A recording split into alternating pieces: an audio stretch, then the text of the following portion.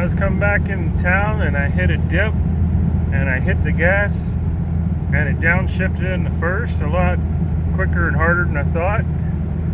And I guess I sent it just a little too hard because my screen came off of my tablet.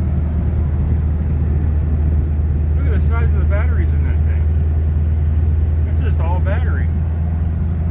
So anyways, gotta fix that. That's not okay. But what can you do? So I guess I can hide contraband in there. Now I'm almost home. Gonna be able to get some work in today after I eat my late breakfast. So I just thought it was funny that I got a escape hatch, or I don't know, ejection screen on my tablet. So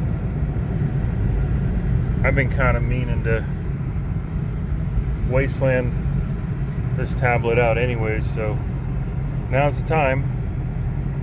Have to get out the glue, the baling wire, and diamond plate, make a something for it. All right, talk to you later.